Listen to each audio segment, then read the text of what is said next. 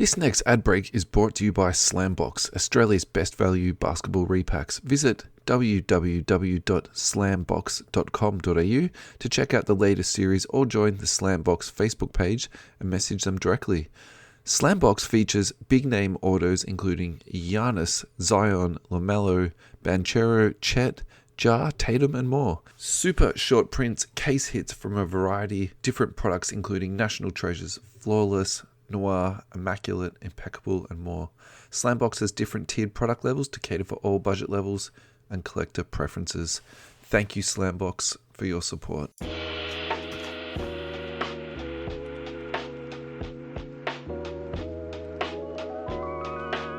Welcome everybody to episode 134 of the You Can't Comp This NBA Trading Card Podcast. We're your host Adam, Amy, and Russell Gibson. Russell, another week in the books. We are closer to the NBA Finals, or the end of the season anyway. How are you? I'm very good. I'm very excited. It is another week in the books, but I think for us it's not. It's more than another week in the books. It's I don't know, maybe it's a big week. It's a massive week. Come on, we've got some news to announce. I think we should just get straight to it. No weather talk today, no small talk, just straight to business. It was beautiful outside. It might have been beautiful. I just don't want to talk about it. That's fair. Yep. Big news. I'll give you a bit of a drum roll and pass it to you. Lay it on to us. Let's go. So I think we should start off with the thank yous. I think that's the easiest way to introduce. So I think we should say thank you to David Griffiths because he is the one who vouched for us, who spoke about us to Angelica. And Angelica, I would say, has been very graceful and very patient with us, gracious inviting us into her team. And her team is Central Coast Radio. So as of the next couple of weeks, we don't have an exact date nailed down yet, but we can now officially announce this every Sunday morning, Melbourne time. 10 a.m. to midday. So we've got a 2-hour time slot. It's going to be the same You Can't Comp This recipe. Nothing's going to change in that sense, but there will be some music added into it. Yeah. And it will just give us an opportunity to potentially have some extra content that, doesn't go into the podcast. I think that's probably, one small thing that we might change up, but it's difficult sometimes to measure or appreciate. Success is not the right word, but maybe progress. And I think, I want to say this to you publicly, congratulations, mate. I think this is, it's fantastic for us. And I think it's something that we've been working on for a while now. And to get a little reward like this, it's very exciting and very humbling. That's the other thing. Humbling is the right word. I think it's a big step. We've been like 100 episodes was huge.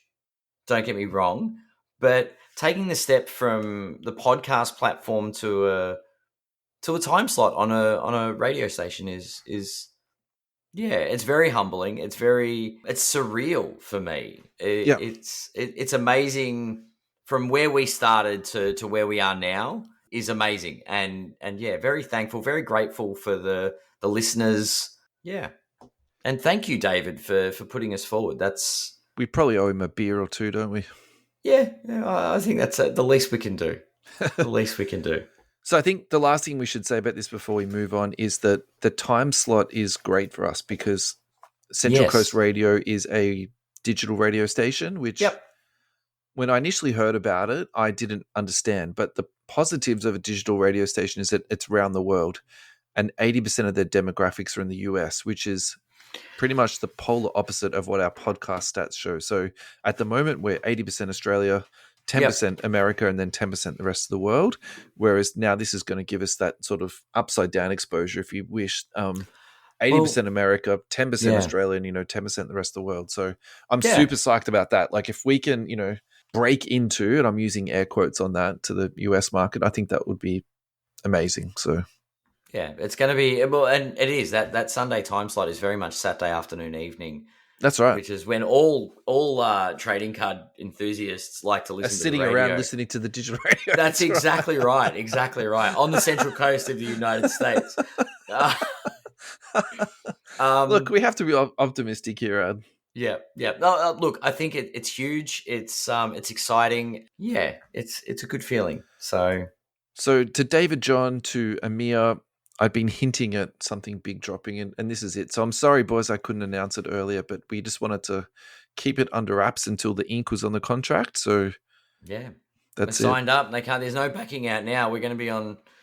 More people have to listen to us. That's right. That means more complaints, really. But maybe. Speaking of ink on contracts, Adam, why don't we talk about the Kobe statue and the unfortunate spelling? The unfortunate ink.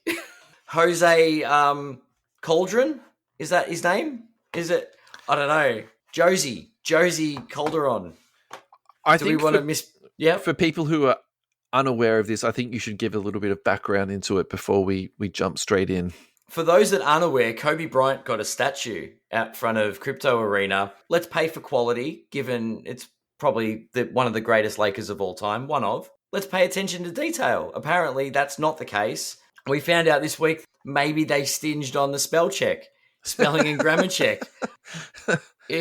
The words that were misspelt were Jose Calderon, Von Wafer, and Coach's Decision. So there was actually 3 typos.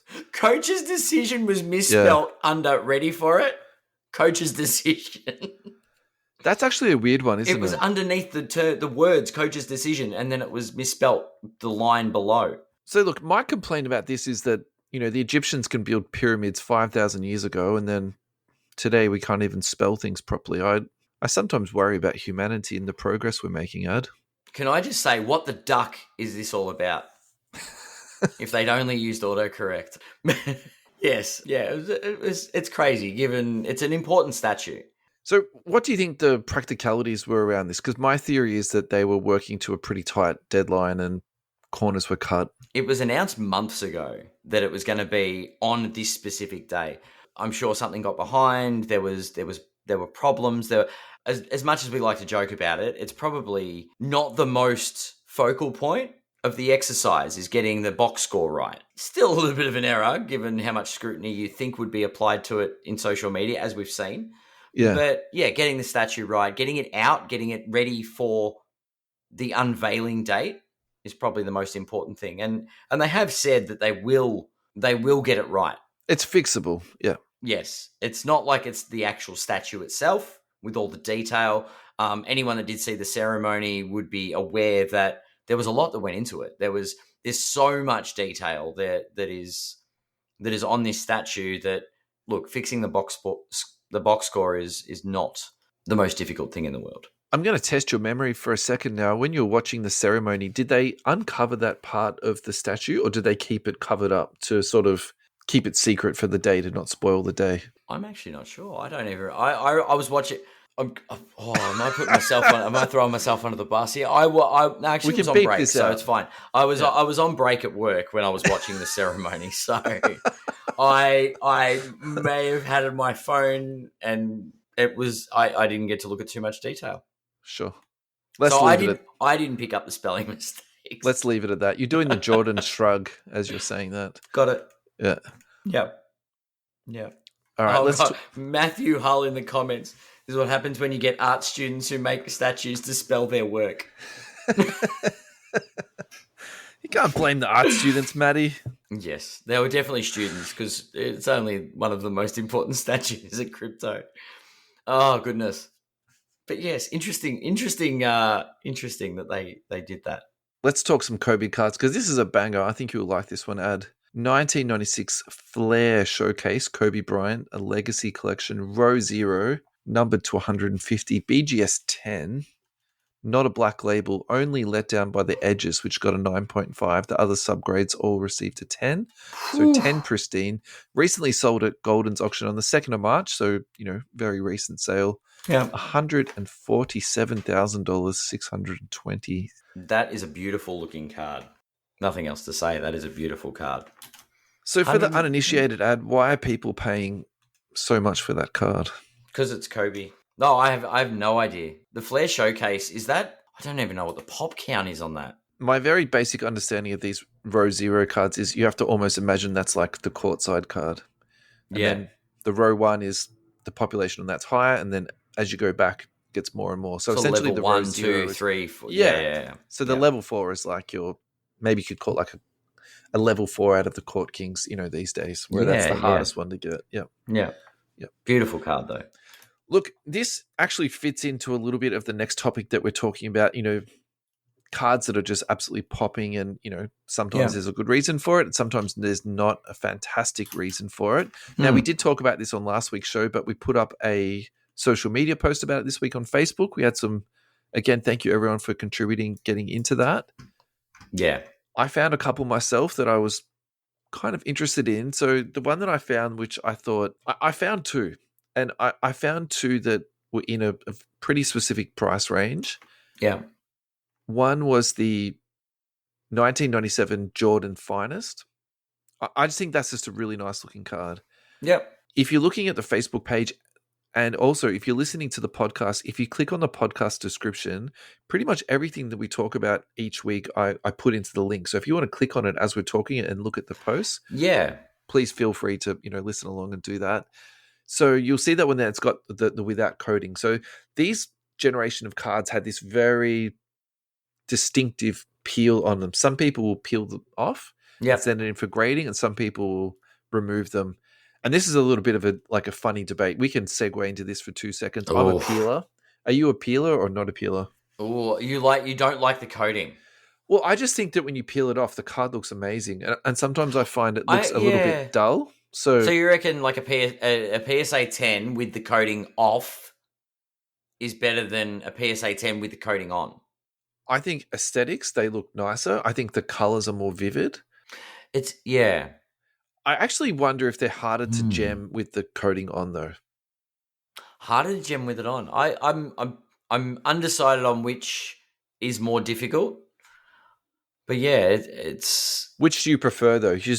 I'm going to nail you down on this one, Ad. You haven't actually given us an answer here. Part of me says the coating on, but aesthetically, I agree with you aesthetically. Yeah. But condition wise, I'm the kind of guy that likes his pop vinyls in the box. Yeah.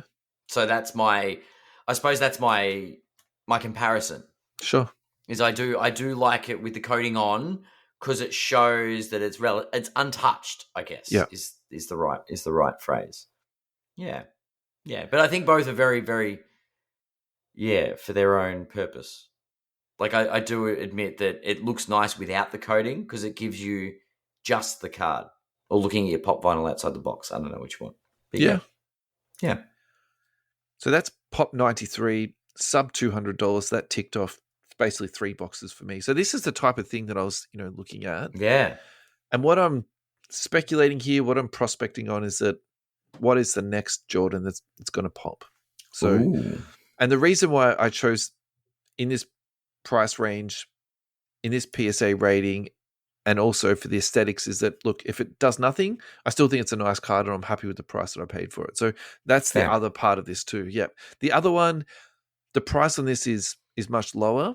The population on it is much higher. Mm-hmm. I don't think it's as aesthetically pleasing, but I also think too, it's almost like a very classic looking Jordan card. So that's the 1996 Ultra. Yeah. Jordan number 143. So look, I think both of these cards are in my now eBay search list. There's a couple others I also added to my search list, but I might share those with you if or when I finally do purchase them. I'm excited. I'm excited to see them. Did you nail down any? I didn't nail down any. I have been looking at the Facebook post though, because there are some beautiful Jordans. What took your eye on those, man? It's funny because Andrew Hewitt did point out the 1993 Upper Deck, the Fanimation Agent 23. Yeah, sure. I remember this card. Yeah. As a child, and I was like, it was definitely one of those. Good comment though. It's one of those childhood memories. Yeah. Not for the same reason that the 92, 93 Upper Deck Jordan shot is synonymous with Jordan, but I remember it. It was like, oh, that's Michael Jordan. Like that was the not Jordan card, if that makes sense. Yeah. I think that's quite an iconic card, to be honest. Yeah. It's an interesting card. Because it's a drawing. It's not a photo. It's not an action shot. But if you think about it, you could almost argue it's been quite influential because I think Court Kings essentially is a derivative out of this. Like all those cards are portrait cards. Yeah. And then you can almost again, say this is a derivative of like a Kaboom, or a Kaboom is a derivative of this. Do you know what I mean? Like it's that, especially the early Kabooms that were like, very sort of like almost robotic, or they weren't, true portraits. So, do you know what the interesting thing? Well, what the thing that comes to my mind when I think of this card, and there might be no connection whatsoever. Doesn't have to be, but it's something like this that someone like Tyson Beck. Do you know what I mean? Like, this is the inspiration. This is the original canvas where it's greenlit to say art or paintings. Do you know what I mean? Like, a not photo. Yeah, sure. Is okay. And it might have, like, I'm not saying it's probably Tyson's inspiration, but I'm saying it's what could motivate somebody to create art rather than be a photographer. Yeah. Well, to be fair, we need to get Tyson onto the show, and I think that's actually a very good question we could ask him. What were the cards that inspired you or look at that. gave you some juice? Like, this is how the magic happens. Everybody gets a look behind the curtain on nights like tonight. Tyson, reach out to us, or we'll reach out to you. We need to reach out. Look, to be fair, we actually have sent him a message, and he's very happy to come on. We just need to get our act together. So we need to pull our fingers out and organize exactly. It. Yeah. So there's a few here, and I think we should run through them all pretty quickly. Ryan Jules, he put that. I'm going to call this the Scarface. I like this card. I think, again, that's a very distinctive card. That's a beautiful card. That is a beautiful card. I don't know if it's better than Scarface, but Scarface is tough to beat. I'd say, as much as I love cards, could you imagine if they did a series where it was like Scarface of Jordan, then they did like The Godfather? What would be the Godfather comparison? I don't know, but they do it in a similar artistic flavor. Okay, I don't know. Godfather Part 1, 2, 3, the three-peat. Here we go. Look at this. I suppose there was a bit of politics around the second three-peat, wasn't there? That was sort of Godfather-esque. There was a few assassinations of character and something like that. Andrew Suter Hewitt, 1996 Medal Fleer scoring magnet. That is, that's great. There are some beautiful Jordan cards out there. Let's be real. Yep. That was, that is a nice card.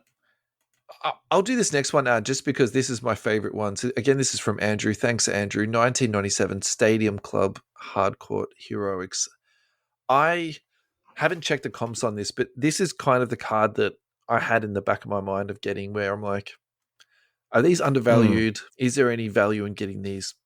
I have to check the pop reports, all that type of stuff. But yeah, I think this is the type of card that would be worth collecting and almost speculating on, to be honest. I like this a lot. Yeah, for sure. What have we got next? Oh, I like this one, the 98 Topps Legacies. That is a beautiful shot. Like, who's that by? Anthony Milne, of course. Of course. A long-time supporter, huge Jordan collector. Yeah. And if I'm not mistaken, this almost looks like a semi-opaque card. I'm trying to see if it's like a hologram or if it's is it opaque? Almost looks like a Donruss Clearly card in that it's printed on that sort of hard clear plastic. Yeah, it's a beautiful card though. This is the thing. There's some of these 90s inserts that are just so aesthetic. I don't know. I think they don't make them like they used to. Do I sound old? Yeah, that is literally the definition. Anthony in the chat, foil finish shine. There you go.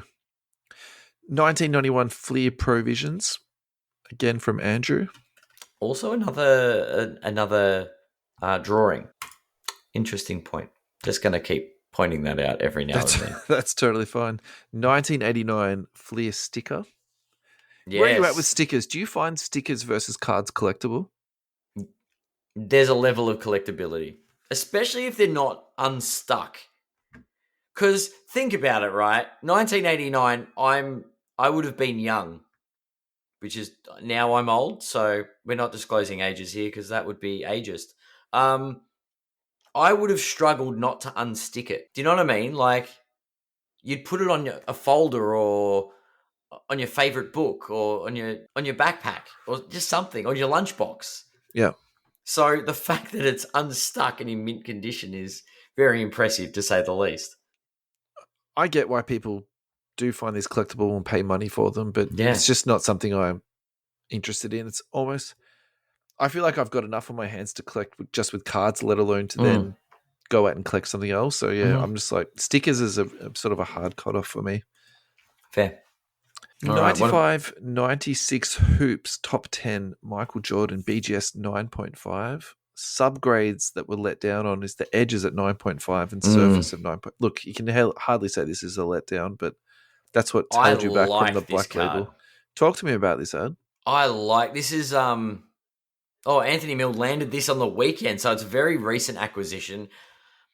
Aside from the landscape orientation, I just think this is a really beautiful looking insert.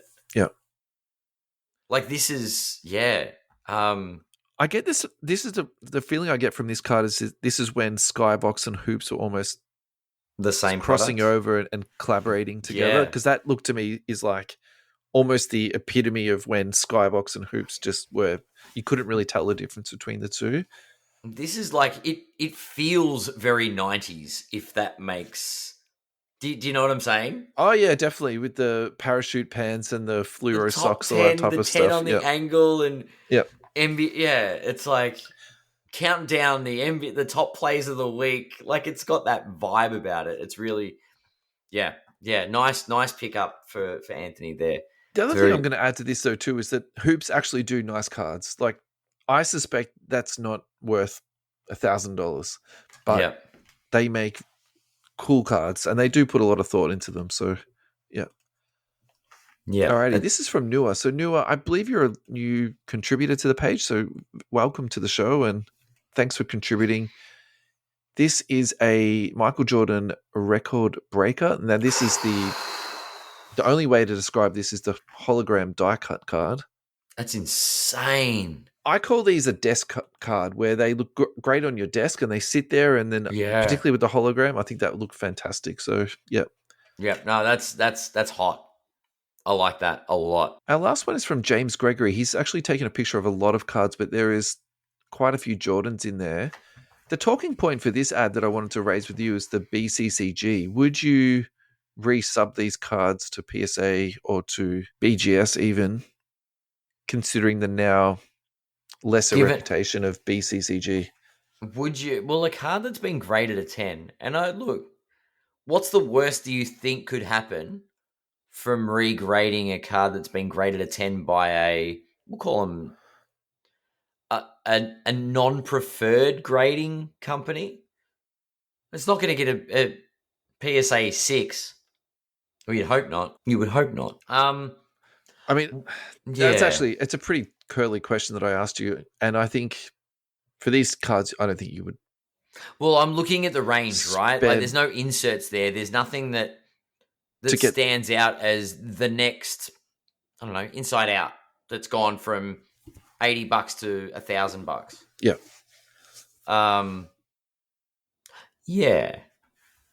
Yeah. It's I don't know. I've coined in the game with the BCCG argument. Do you really? Well, not really coin in the game. I have a card that I would like to cross over, and I will one day probably. So correct me if I'm wrong about this, but my understanding of BCCG is essentially they've been discredited through the grading community. Yeah. But I do have a BCCG 10 that I'm curious to see what it will grade at. So I think the play there is that you crack it out yourself, or you approach somebody that is very slick at cracking them out. Yep. Put it into a Kangaroo One Touch or grading sleeve, and then you send it off. Yeah. It's a card that is definitely worth being careful with. Are you going to tell us what it is, or are you just going to leave us hanging? It's a Kobe rookie. Bowman's Refractor. Yeah, sure. So that definitely needs to be fixed at some point. Yes, it does. It does. Yeah. Hey, it's not like a trash player like Luka Doncic or something. We didn't advertise this ad, but I think we have a box of women's AFL sitting on the shelf, courtesy of our friends at EJ Cards. So, EJ Cards, thank you so much for your ongoing support. Adam, who is the impromptu winner of today's WAFL box of cards. Oh, based on the Jordan inserts? Yeah. I might need a tiebreaker because I've got a couple here. Will you pick one or a second one, and then I can choose between the two? That's totally fine. Okay, so the Fanimation is up there. Sure. But I have to say, my personal favorite is Anthony's top 10. Like, Jordan is so 90s that it's not funny, and that top 10 just screams great. That's totally 90s fine. basketball to me. So I would have chosen the 97 Stadium Club Hardcourt Heroics, but if we're going between the two that you chose, I can't choose the Fanimation as a winner. No, I know. I think that's an excellent card, and I get why you would shortlist it, but so I think therefore the winner has to be the top 10. So Anthony, I will shoot you a DM, and I'll get that posted out to you in the next week. Some women's AFLW for the win. The Bangman March Gold Edition is now live. Limited edition number of boxes being packed up, which include 23-24 Prism Hobby Packet, 23-24 Prism Hobby Packet again, 22-23 Select Hobby Packet, 21-22 Select Hobby Packet, 21-22 Select H2, 21-22 Prism Fast Break, payment options, Pay ID, PayPal, Afterpay, Zip Pay. He's got it all there for you.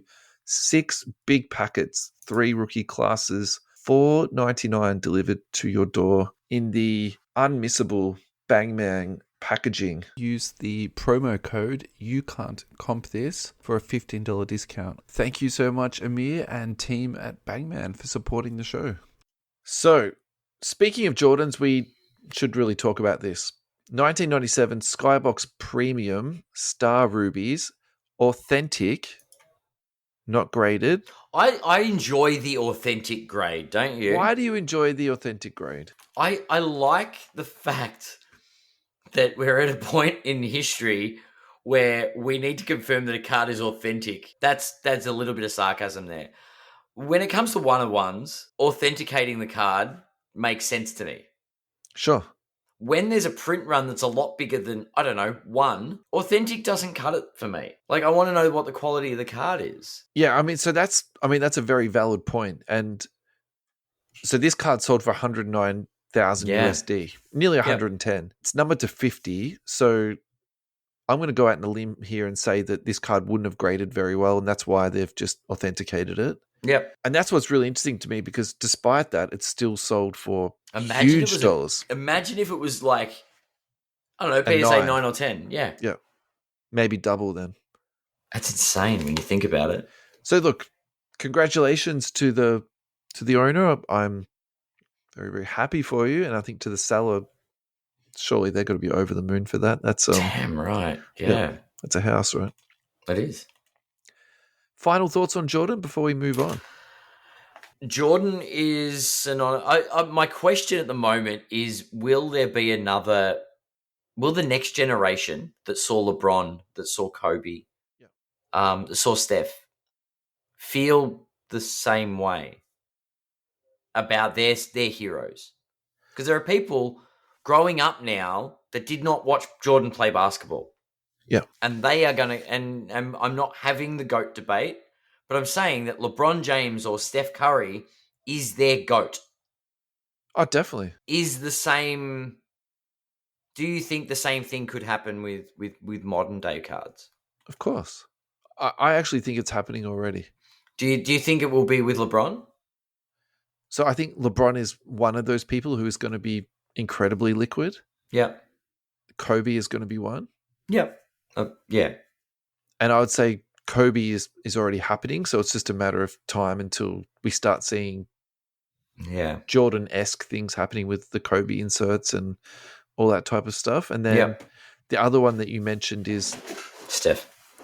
And I think that one is less of a sure bet than LeBron and Kobe, and I think that one is much, much further away. Like, that might not happen for another, say, 20 years or so. So it's a very long bet, but at the same time, so for example, like where I'm going with this is that I think if you're making the argument that you should be buying Kobe's at the moment, because the inserts are cheap and they look good. So let's just say we did this exercise on Kobe instead of Jordan. You might be picking up stuff that's much, much better for much cheaper. And I think that sort of next level sort of cost escalation can still happen. I think that's definitely on the cards. And then, I think the obvious one, though, is LeBron. And I think we're in a really funny spot at the moment because he's in product and he hasn't signed for such a long time. And I almost feel as though at the moment LeBron inserts are undervalued in that way. Interesting. Yeah, I know what you mean. Because if you go into Lakers breaks, right, what are you hoping to get? You're hoping to get LeBron. Kobe, Magic. Yeah. Maybe. LeBron, AD. Yeah, and you're not hoping, well, because you're not going to get a LeBron autograph, so what are you hoping for? Well, a numbered LeBron, a numbered jersey. Insert. A piece of material that he didn't wear or something. Yeah. Well, or that he did wear, that would be even better. That somebody in Lakers uniform wore. And look, who knows what's going to happen when, Fanatics takes over. Maybe they're going to pump out, more LeBron stuff than we can gouge our eyes with. Like, who knows? But I still do think that people will look back at the Panini era and, collect some of these inserts. Like, if people are collecting hoops and they're collecting Skybox and Upper Deck, do you know what I mean? Like, that to me is very comparable to, everything that's happening with Panini at the moment. So, segue on the final thought. Yeah, hit me. Is Jordan the only player to be as liquid as this that's going to see these kind of spikes from the 90s? Sorry, from this jump wax era. Yeah. Is there going to be a spike on Shaq? Is there going to be... Well, funny you say that. Actually, Shaq is having a bit of a rise at the moment. That's why I thought it might be interesting. From the 90s, I think the issue with the people from the 90s is that, look, some stuff will definitely go up. I don't think if you buy other things from the 90s, it's not going to go up. I don't think that's the point of this comment what I'm about to make. But no, I think Jordan has dominated the 90s in such a profound way. Yeah, agree. And not just card-wise, like it extends to culture. It's actually quite hard to even really think about who's in second place, let alone third, fourth, or fifth. So, yeah. Influential influential athletes like Jordan, that's right. Yeah. If you're saying specific to the 90s, well then my answer is like no, Jordan is like the one. I don't think why would you bother doing anything else? Yeah. Agreed. Cool. That was alrighty. Fun. So this next segment, we have to give Jules from EJ Cards this because to be honest, I might have even been overhearing his conversation with somebody else and then it's stuck in my mind. Maybe we were talking about it. I actually can't remember. Either way, this is Jules's idea. Was this at a trade day? I was most likely at the shop, yeah. So Jules, most likely. Full credit here. So Jules's theory is that unnumbered Prism, even though it sells and it's much more popular, and if we want to keep using words from earlier, liquid, but you should be looking at numbered hoops and numbered Donruss because they are cheaper and there's less of them. Where are you at? That's interesting. Where are you at with, let's call it the Jules theory? The Jules theory. This is officially the Jules theory. I actually quite like the Jules theory. I think numbered cards, if they're not Prism, are underrated, undervalued, and underappreciated is probably the right word. Yep. I think the limited population of these kind of cards is not given the credit that it should be given. Yeah. And I think there should be serious consideration for the limited quantity in today's age that numbering brings. Just ask the 50,000 people that have a Luka Doncic base Prism card. You're slightly exaggerating, but that's fine. I'll let you get away with that. It's only 40-something thousand. I'm sorry. The base, not the Prism. I'm saying the base. But yeah, like pop counts are going through the roof. Look, I've definitely been thinking about this, and I'm going to be actually quite blunt with my answer here. Ooh. So sometimes, even if you think something is right, and I'll even go so far as to say that you're right, sometimes you can still be wrong. So let's talk about Prism for a second. Yep. Let's talk about Prism for a second. So Prism... Let's go back to Prism. Prism is what it is. At the end of the day, Prism is king. To Prism. Right? Yeah. And so my theory a few years back was that Select was the much superior product. So I bought very little Prism, and I was buying, I would say almost 80% was Select.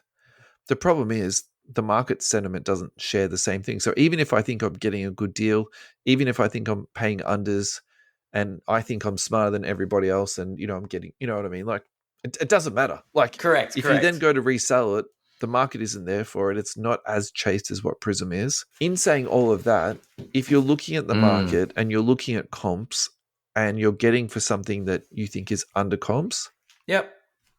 and you think you're getting a good deal, that's fine. I say take the deal, because there's always going to be some place in the market for it. But if you think that it's going to magically one day go up to higher values than Prism, I would say tread very cautiously with that thought in mind if you're going out to make purchases like that. So yeah. Now look, in saying all of that, Select still holds a very special place in my heart. So maybe what this is really talking about with Jules is actually Jules just enjoys Donruss and he enjoys hoops more than Prism. And I think there is an argument to be made about that, particularly at price points. And that's the other part of this conversation too, is that I think a very important and a very healthy thing to be in this hobby and to maintain your longevity in the hobby is making sure that you don't overextend, price yourself. So I think that's where these products become very powerful, is that, you can get a numbered, like the one that I put up was a Cam Whitmore to 75. Look, I'll be shocked if that sells for anything more than $10, but to get that card in Prism, you might be looking at $100, and that's just the reality of, what the market dictates. So I think we should go through the listener responses, because I think some of these are really what you've said. Yeah. Yeah. So White Oz cards, any numbered card surely beats an unnumbered overprinted Prism. That's totally fine. That was on Instagram, so thank you, Luke, for that. And Blair, anything numbered trumps not numbered, in my opinion, unless we're talking SSP non-numbered. So what I think he's referring to there is case hits. Yeah. Yeah. And Matthew Hull, which I think is in the live chat, always numbered in my eyes. And that's basically what you were saying from before. Yeah. Yeah, but that's the thing. Like, we put so much, or like you and I do, we put stock in pop counts, right? And we use that as one of the determining factors. Yeah. When it comes to valuing cards, and we've talked about it in the past, where we're saying rather than the silver Prism, maybe look for the numbered stuff. And when you really go back and think about it, numbered stuff guarantees a ceiling on the pop count. Definitely. So I think it creates its own value. So if something has numbering, it definitely increases its it increases the integrity of the collectability, if that's not using too many random terms. I think it does, but I think you then need to keep that in a prorated sort of thought, right? Like you can't say a number to 10 of hoops is the same as like a number to 10 of Prism. Do you know what I mean? Like that's where it's for sure. That's the easiest way to explain it, isn't it? Yeah. Really, right? Yeah. Alrighty. Now this segment, you're gonna have to bear with me a little bit, and this is I'm gonna call this the nerd segment of the day. So this is gonna be like almost a little bit sort of stat heavy, but I think this is gonna be interesting in the sense that a really weird rule that they recently implemented could actually affect the hobby trajectory. So hear me out. Ooh. In the last collective bargaining agreement, but an agreement was made that there would also be games limits applied to awards. So they have to play so many games, and if they don't play X amount of games, they're ineligible for awards. So these are the players who are now ineligible for awards. Yep. Embiid, Jimmy Butler, Draymond Green, Kyrie Irving, Ja Morant, Marcus Smart, OG Anunoby, LaMelo Ball. Some of these are obvious because they've missed a heap of games. Yeah. And they're going to be ruled out of the awards anyway, but still interesting conversation. Bradley Beal, Porzingis, Zach LaVine, Darius Garland, Evan Mobley, Jamal Murray, Chris Paul, Russell Westbrook. Now, that's an interesting one because I actually thought he was going to win sixth man this year. So, yes, I'm kind of that's funny, but at the same time, it's not crazy. It's either. I've done my dough on my Russell Westbrook for MVP, but you're right, 6th man of the year. Look, I think there's a narrative for Westbrook for sixth man before he broke his hand. Sure. Desmond Bain, Tyler Hero, Chris Middleton, likely to join, Donovan Mitchell, Karl Anthony Towns. So Towns is basically done for the year. So that was probably done before he had his surgery. Trae Young and Devin Booker. In brackets on Devin Booker, cannot miss 3 games. So now think about this from the opposite side. So if all of these people are now ruled out, in some ways for me, I actually don't know who is going to win the awards this year. And I actually wonder if, and I'm not saying this is ageist, but I almost wonder if this favors the younger players. So for example, and the most brightest example of this is SGA. Yeah. So almost by default, does SGA make all NBA because all of these other people who are, pretty good candidates have now been ruled out? I find it interesting. It's concerning to me. I think Defensive Player of the Year, MVP, should have a higher bar as far as ineligibility for the awards go. I think that the game limit should be different for all NBA. Slightly, not a lot. So of that list, without sounding too harsh, I think realistically the only person who is in the MVP conversation is Embiid. Donovan Mitchell is like an ultra. Chris Middleton was a consideration. I'm joking. I'm not even going to start. So Donovan Mitchell is third on some people's MVP ballots. Sorry, what? And fantasy-wise, he's been top 5 all year. So there's an outside argument to be made about him, but I don't think he was actually going to be voted MVP. Look, I think Towns was playing well, but again, he's not in MVP conversation. So let's just say one person was on that list, right? But still, for other awards, I think that's relevant. Sure. But that's from Bobby Marks. And again, this next piece is also from Bobby Marks. If you don't follow Bobby Marks on Twitter, do it now. You're missing out. Bobby Marks 42. SGA has met the 65 game requirement. He will meet the Supermax criteria, back-to-back All-NBA, if named All-NBA this season. And that's where I think this is really interesting because to me, this is a done deal now. He's going to be All-NBA. Because SGA has 6 years of service this offseason, he will need to wait until 2025 offseason to resign. He has 3 years left on his contract. So I think in all fairness, SGA is pushing MVP at the moment. Yeah, sure, but like the All-NBA, you're right about the All-NBA and the Supermax stuff, but I think his MVP candidacy is increased by these rules with the 65 games. Well, Embiid would be number 1, I reckon, at this point. Yeah, and the All-NBA stuff, I think that's a separate argument. Like, he's either going to make 1, 2, or 3. Like, that's not debatable. But the MVP, I'm like, actually, this, really favors him. So yeah, for sure. And I think the players winning awards, particularly long-term, I think that does matter for their card value. So when you're looking back and you're, trying to stack people up, does it matter immediately? I don't actually think that matters so much, but I wonder if down the road, this actually might have some influence on that. So I thought this is the perfect time to talk SGA cards. I'm really trying hard to make up for our sins of earlier in the season ad. So from our friends at Card Ladder, 2018 Mojo numbered to 25, PSA 9, Pop 9. These are short printed to 25 already. This last sold for $3,250. Previous sale was $2,751. Buy, hold, or sell, Mr. Buy. Adam. So you're all aboard. I'm saying it. You're all aboard the SGA train at this point. I don't know about all aboard, but I know we haven't shown this kid enough love. Yeah. And I think a PSA 9, when it's numbered to 25, I mean, what's the pop going? How likely is it that the pop of the PSA 9 is going to get much higher? Oh, look, do you know what I mean? I would say worst case scenario, this goes to 10 or 11. I think that's that. Yeah. I'd be curious to know how many 10s there are actually, but I think this kid is the real deal. Yeah.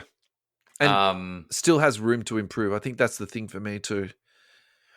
And I'm not gonna because I'm gonna sound like a real hypocrite if I don't say it. Say it. He hasn't won an MVP yet. The Thunder haven't won a title yet. It's the same Luka thing. The potential is there though. Do you know what I mean? Like you look at the same card and it's Luka. We're not talking $3,000 US. At this point, do you like Luka or SGA better? Ooh, I like SGA.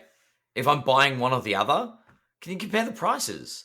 Surely, and I'm not even looking things up at the moment. Yeah, sure, that's fine. Hazard a guess right now. Go off your gut, yeah. That Luka is 4 to 5 times more expensive than SGA without even looking it up. And that's all potential based and not results based because he's still won nothing, right? A lot of stock went into Luka. I think that's very fair to say. A lot of people are backing the potential and the projected outcomes. And I am completely understanding of the fact that Luka's season, he's averaging what, 34 points a game or something insane? Yeah. He's going to get the scoring title this year. I don't think that's... This is historic, the numbers. But he still hasn't been to the NBA Finals. He hasn't got an MVP. These accolades, yes, he's won some other stuff. And he's been all NBA, I get it. But SGA is like the Thunder are top 2 in the West. Dallas haven't done that yet. Dallas is struggling to make the playoffs with Luka. And that's probably a management thing. But I'm saying, like, Luka's prices are based on the potential and the fact that SGA is underrated and is already scaling that mountain of potential. I'd say SGA is a buy. So you're going to froth over this. So silver PSA 10 last sold for $700 for SGA, population of 609. Mm-hmm. Luka last sold for 1,083, population 2,280. Where do you think the value is?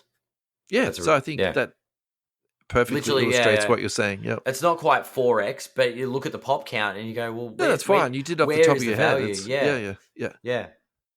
Yeah. And I think it's exponential when you talk about a card like the number to 25 Mojo. Can you imagine if this is the outcome that some kid that was drafted by the Clippers out of some small school, actually wasn't a small school, was he? But it's pretty funny though if the Clippers lost out on such an amazing player. But then all this hobby attention, and then actually it turns out that SGA is the guard of the generation. Can you imagine if that's what plays out? Crazy narrative, right? Yeah. But yeah, like that's the thing. If you're investing in Luka, you've missed the boat because there's no opportunity. Like he's you're paying future prices for Luka already. Yeah. And SGA, the boat is starting to sail, but hasn't sailed. Yeah. Look, I think if we had this conversation 12 months ago, it would be very different. Yeah. But at the same time, yeah. Yeah. And that's it. Like, I mean, I do it all the time and I apologize. If Luka wants to call me up and have a crack, we can have a chat about it. But honestly, I don't want to hurt your ego, Ad. I don't think Luka really cares about what we say about him, to be honest. I don't know. Who's our friend? Hey, when we got the voicemails, Giannis rang up. Not even we. Hey, I'm like the biggest Luka defender on this show. You are, and Luka's just. I'll get if I ever get a PM from Luka Doncic saying, "Mate, can you back off, please?" I might. I'll think about it. I'll consider it. I think the guy can play. I think the guy's an amazing basketballer, but we're still paying overs on potential. I think it's good we have different opinions on this, to be perfectly honest. So, and I feel like I've chosen my lane. I'm sticking to it. No, stick to it, man. Die on this hill. Like flog this horse until it's dead. You know, it's already fine. Dead. We're just going to keep flogging it. Don't keep going. Alrighty, this next one is juicy. I think this is probably as juicy controversy as we would delve into, Ad. So this is from Ryan Hodge, who is the president of PSA Cards.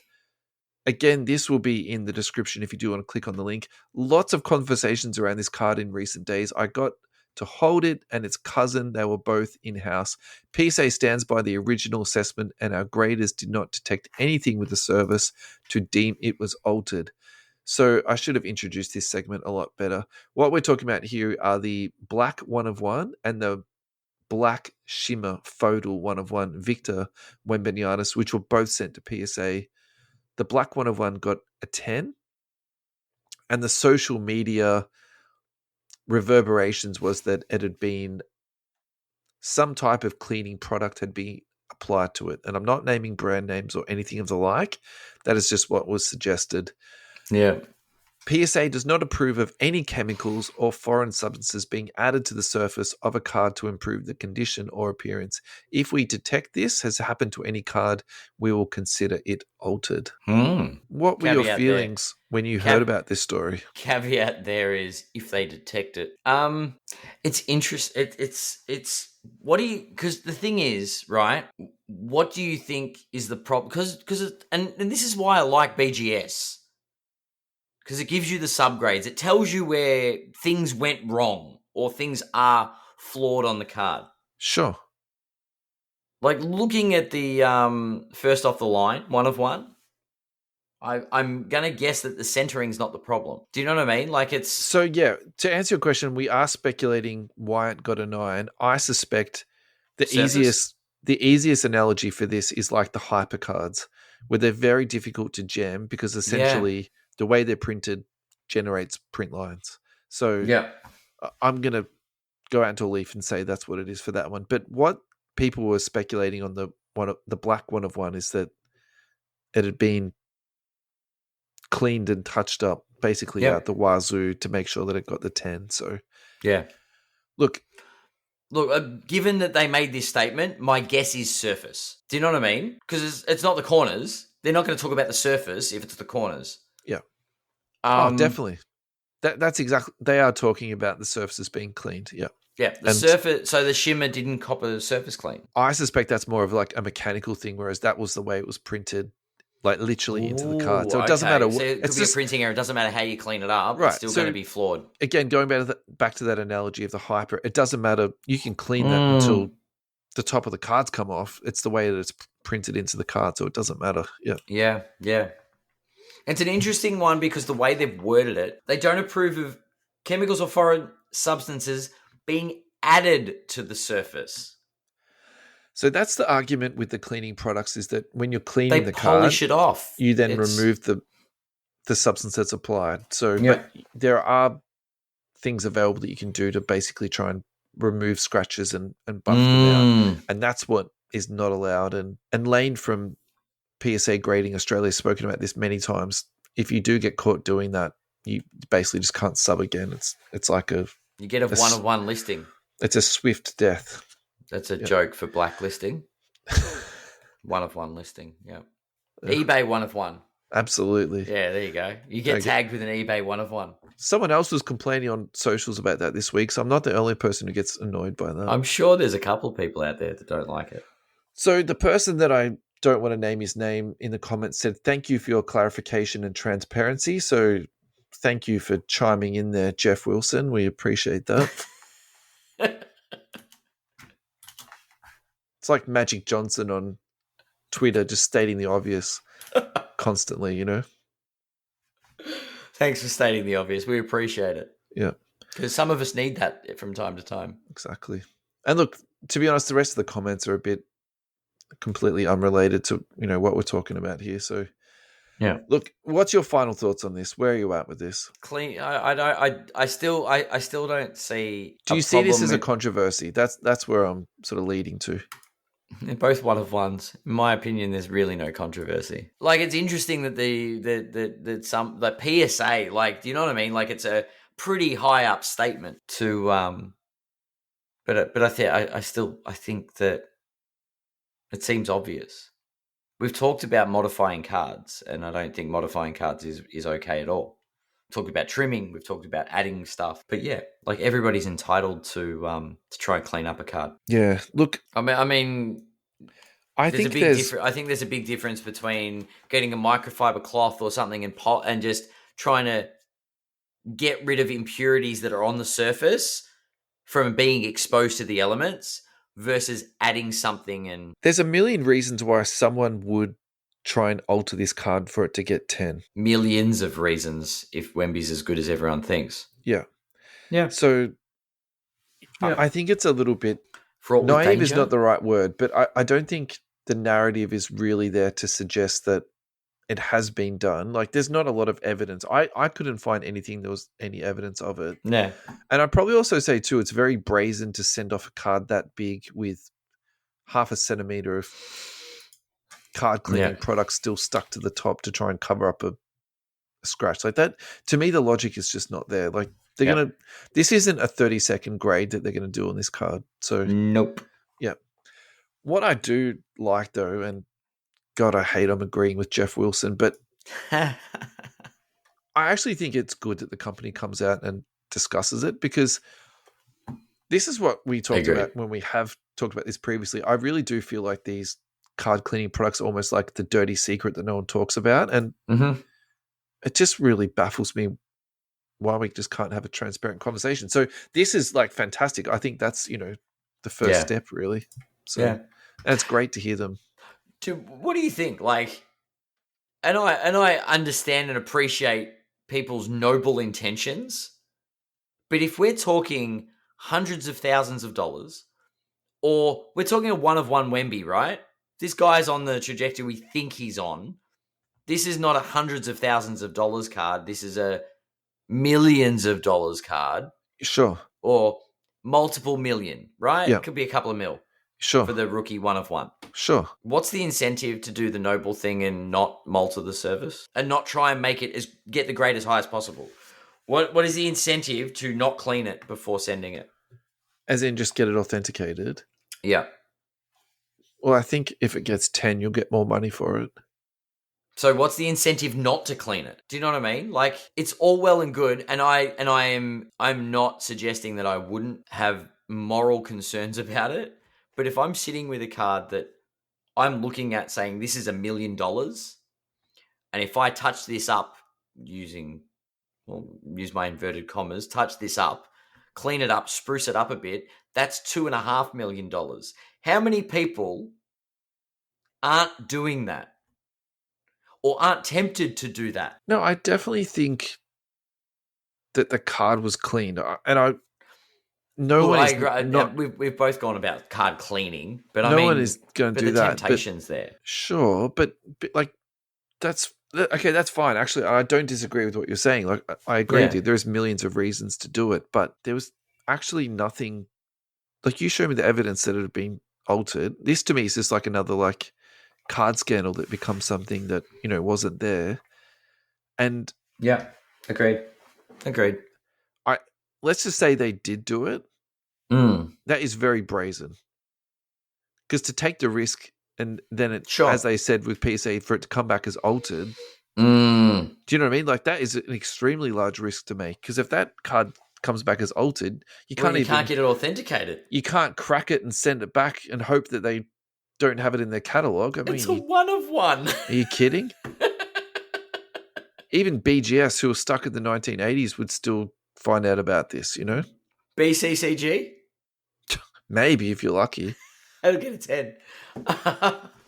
Anyway, but I'm just saying that the temptation to clean it up is there. Modifying and altering it, I think, is crossing a line and is fraught with danger. But I think cleaning it up makes sense. Could you imagine taking it from an 8 to a 9? There's a difference between $500,000 and $1 million. Sure. It's a one-of-one, so you're right. It should have been authenticated anyway. But no, I didn't say it should have been authenticated. If they can get a 10, I say go nuts. That's fine. Yep. Duncan, go nuts. Yep. All righty. We're just going to talk about Wemby cards for the next 15 minutes or so. Let's go. Yep. Wemby it is. I found a black label currently listed on eBay at the moment, a level 2 Court Kings. Yep.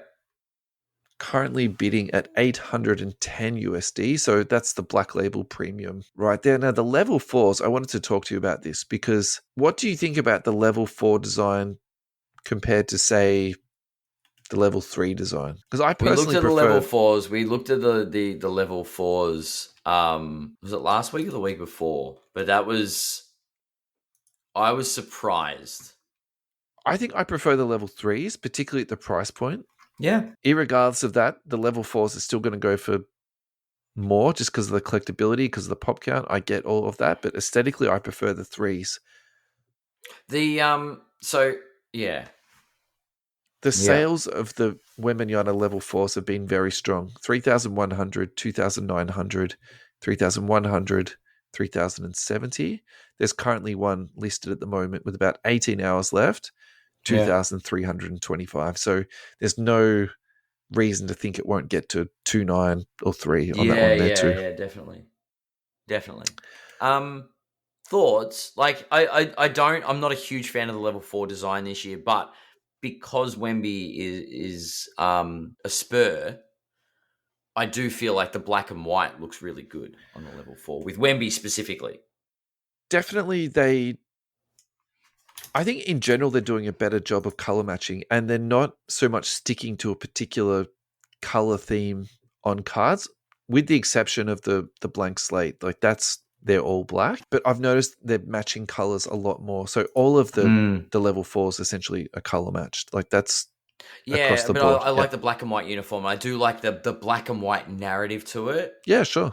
Yeah. Do you know what I mean? Like, it had the black and white player with the color match background. So I think in that case, you should check out the level 3, because I actually find that more of a black and white card, and I think that's why I like the level 3 more than the level 4. So the level 2, not so much. That is very colorful. It's the opposite of black and white. That is a very joyous, happy card. It is. It's very, rainbows. So, Ad, if you just check your Facebook Messenger, I sent you a comparison of the level 4 Court Kings versus the Blaster Court Kings case hit, which is the blank slate. So for people at home, you're all going to get an opportunity to have your say on this. That's going to go onto socials tomorrow morning. The blank slate is black? Black slate. We need to talk about this. I didn't realize you didn't know. That the blank slates were black? So they've changed the blank slates this year. Are they black slates? We can call them black slates if you'd like. What people have been complaining about is that the last one's gemmed so well because of the surface was basically rough all the way across. Mm-hmm.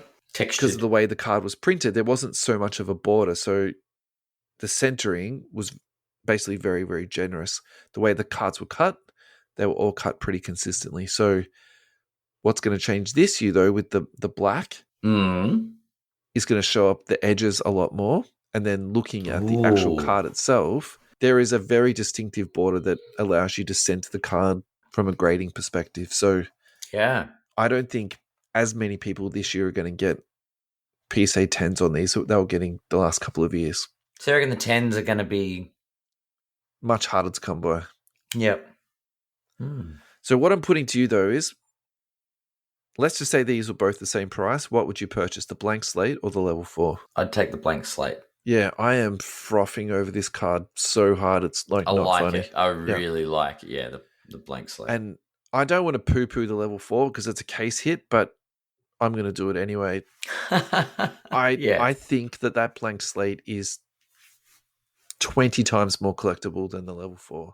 And I actually think there are some cards that are just stayers. There are some cards that are just basically cards that are going to be famous. I'm going to put that into that thing that I think we're going to be talking about this card in 20 years' time, honestly. Whereas the level 4, I think, is going to fade out to obscurity. So we're talking about comps earlier in the episode. We were floating around numbers of like 3,000 plus. I couldn't find any sold prices on the blank slate. Like, they're relatively new. There is currently one listed at the moment, $2,325 with 19 hours left. If that goes less than the level 4, I think that is one of the shrewdest purchases that I've seen for a very long time. Yeah. I think that blank slate is they've just absolutely nailed that in such a profound way. Yeah. Yeah, it's quality. It's very, very quality. And I'm trying to not froth too much about this card because I'm going to come off sounding as a lunatic. But yeah. Matthew Hull in the chat. Shush. Tell everyone that the slates are yuck. We can keep them for ourselves. Yeah. They are do you know what? After looking at the level 2, do you know what I want? A black label black slate. I mean black slate. I want a black label black slate. That's just too many words in a row for me. Yeah. Also, Anthony Mill did say, surely Panini just ran out of white ink. That's why they changed it. Yeah, that's it. They've run out the white onto the black ink. Can you see how cynical we've become, though? That even when they change the color of a card, it's because Panini's done something wrong. It's all Panini's fault. Yeah. What are we going to do next year or the year after when they're gone? I think Fanatics are going to make just as many gaffes, to be honest. Oh, give us a couple of years. We'll find plenty of shade to throw at Fanatics, I'm sure. We are at the hour and 10 mark, so I say we do 3 more things really quick hitting, and then we call it a night. Ad. I think that's a great idea. I think, yeah, let's do it. Ben Simmons is out for the rest of the year. He had surgery on his. He had a discectomy done today, so I think we've made a lot of fun of Ben Simmons. He actually has. I'm ready to make more fun and go. Well, there goes his Olympic year. Anyway, look, get well soon, Ben Simmons. Good luck. We miss you on the basketball court, and yes, get better. All best regards. Yeah. All right. Get better. Now, the next two things are actually not basketball related, but I want to talk about these in the context of basketball. Okay, so this is from Eric. Both of these next posts are from Eric Whitebacks. Highest sale of 3,000, current value $11.99. That's a 2021 Donruss Mac Jones PSA 10. Mm-hmm. Now the other card is a 2014 Neymar base PSA 10, sold for $4,450 in 2020. Most recent sale was $21.60. So, what is the common theme or thread here, Adam? All right. Are these cards base or short printed? I'm having a look. Okay. Highest sale 3,000. Sorry, I didn't think this would be such a tricky question for you. Both of these cards are base cards. They look like base cards. I'm trying to figure out where the trick is. They just look like base cards. This is not a trick. This is not a trick. But this is the point of the exercise, right? And this is what is very applicable to basketball. So I think that there are some things in other sports cards that are just going to come back to basketball. And look, to be fair, we've already seen some of this happening, but we haven't seen it to the same heights and we haven't seen it to the same lows, with the exception of Kobe White. Kobe White went down to $10. Be very, very careful overpaying for base. I'm going to leave it at that. I'm not going to sit here and preach, but that is like a Do you know what we've been talking? The Luke account has gone from 50,000 to 65,000 base. People are going to start believing you about this stuff. It's not true. It's only in the 40s. The amount of gem base cards with Luka is over 40,000. Oh, you're not joking? Of base, yeah. That's between PSA 9, 10, BGS. Like I'm like gem rated. Right. Okay, is over 40,000. Okay, fine. So why don't we use that as an example? So it's not impossible for those cards to plummet down exponentially, just like those soccer cards have, just like Mac Jones has. It's not impossible for it to happen. But that also applies. Like, get Adam maybe a Luka base gem 10. Just get him one for Christmas, Matty. All right. So those last three quick hitters were a little bit on the negative side. I want to finish the show on a positive side. Let's talk about this card. Steph Curry, 2009 Topps Chrome Gold Refractor. Love it. Number 250. PSA 7. Sold for $85,400. Adam, is this a shrewd purchase or is this a foolhardy purchase? PSA 7 is such an interesting grade. Now, remember out of this year, it's not like these days where there's 50 different parallels. I think in that year there was 3 or 4. And the one-of-one hasn't surfaced out of that yet either. Oh, wow. Is this the same card? And this is just... because I only saw it. I saw this a while ago when they did the golden thing on the special on Netflix that the kids sold for like $175. Okay, is it the same card? I think that one was numbered to 10 though, wasn't it? Was it 10 or was it 50? But it was a 50, but it was a higher grade. I still think this is. I think this is a smart long-term hold. Yep. So out of that year, there's the gold refractor, there's the base to 999. Yep. And there's the refractor to 500. So this is the lowest numbering. This is the lowest publicly available of this card. Yep. Yep. The PSA 10 is Pop 2. Yep. And last sold for $25,000, but that was in 2019. So if that's So if that sold for $85,000 of PSA 7, you could speculate that PSA 10 will now sell for what, $250? Yeah. Look, I think whoever bought this is actually very shrewd. And that's why I purposely asked you that question because that's the way I wanted to go with this, because we were talking about this before. If you really nail it down to the players of our generation, Jordan, Kobe, LeBron, Steph, that's the generation. You can make an argument for Giannis. You can make an argument for Jokic. I'm totally fine with that. But yeah, I think this is actually a really important card, and the fact that there is just 50 of them, and more card ladder. Okay, refractor, far out. Final thoughts, Adam? I do think Curry is one of those long-term investment players. God, the hobby's looking good. That's my final thought. Great. And all those people on the central coast of the United States are going to be excited to hear us talk about it. Drinking their coffee, listening to us. That sounds fantastic. Yeah. Getting ready for their Saturday evening basketball fix, listening to the You Can't Comp This radio show. Imagine that as a pre-game ritual. That's it. Like, we're going to listen we're going to listen to Adam and Russell. Adam's going to slag out Luka before we watch Luka drop 40 points and not get the chocolates at the end of the season.